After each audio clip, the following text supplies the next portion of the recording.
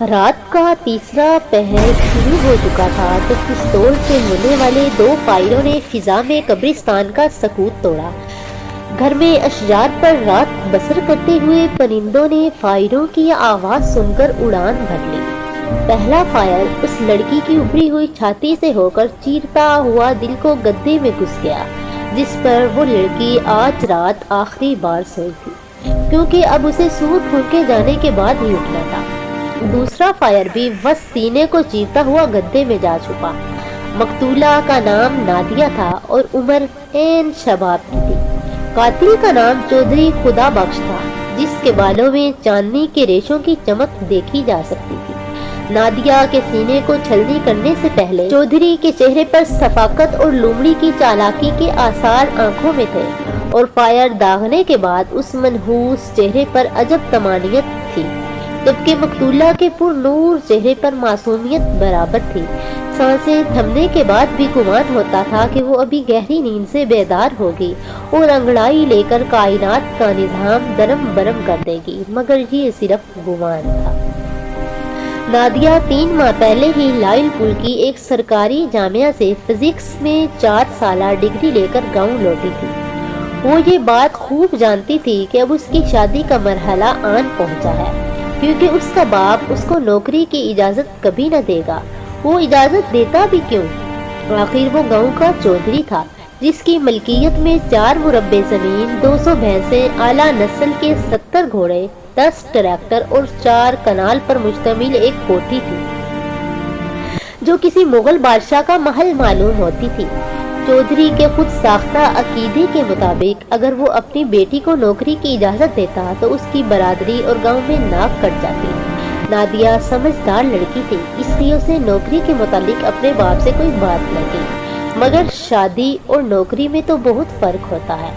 والدین کی خاطر نوکری کی قربانی دینا تو ممکن ہے، مگر مرضی کے برخلاف کسی کے بندھن میں بند کر زندگی کو جہنم بنا لینے کا یارہ کس کو ہو؟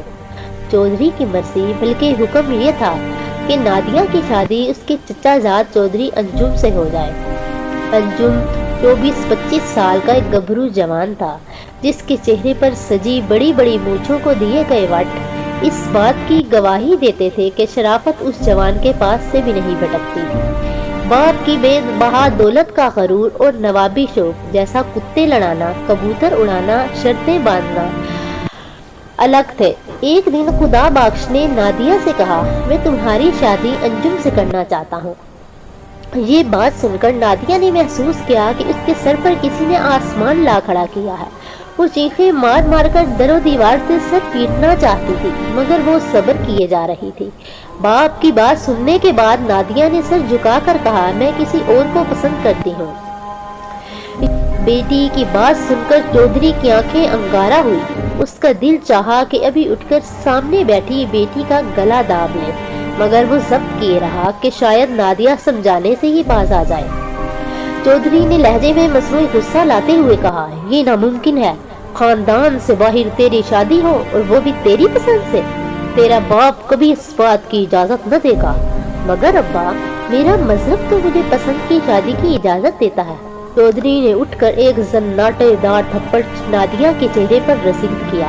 معلوم ہوتا تھا کہ سفید رخسار پر عباس عفت کی شبیہ بن گئی۔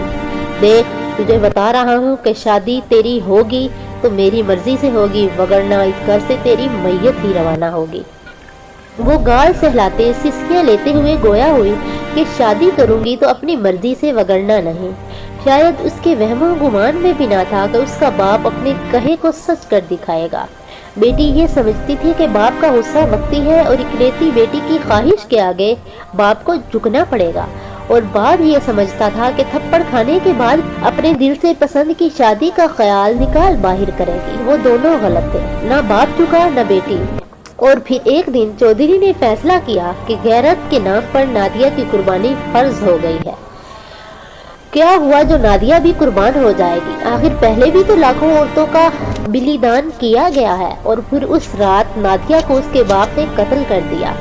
نہ مقدمہ ہوا، نہ چودھری اپنے فیصلے کی عدالت میں پیش ہوا۔ पुलिस वालों को अपना हिस्सा मिलता था और गांव वाले खौफजदा थे कि अगर लब कुशाई की तो चौधरी फिरौन बन जाएगा और गांव वाले बने इसराइल। गांव वालों के पास उस वाक़े की सदाकत पर यकीन करने के सिवा कोई चारा न था कि रात को चौधरी पिस्तौल साफ कर रहा था कि सफाई के दौरान गलती से 2 फायर चल गए जो सोई हुई नादिया की छाती के पार हो गए। इस कहानी का हकीकत से इतना ही ताल्लुक है जितना शब का चांद से, मगर ये वाक़या, ये दर्द, ये हकीकत 5 बरस पहले लायलपुर की एक दूध की दुकान पर एक शख्स ने सुनाई थी और मैंने सुनी। तब दिल में कहा 21वीं सदी हो या पहली, औरत की जिंदगी अब भी गैरत के नाम पर कुर्बान की जाती है और लोग खामोश रहते हैं, हमेशा खामोश। सईद चीमा।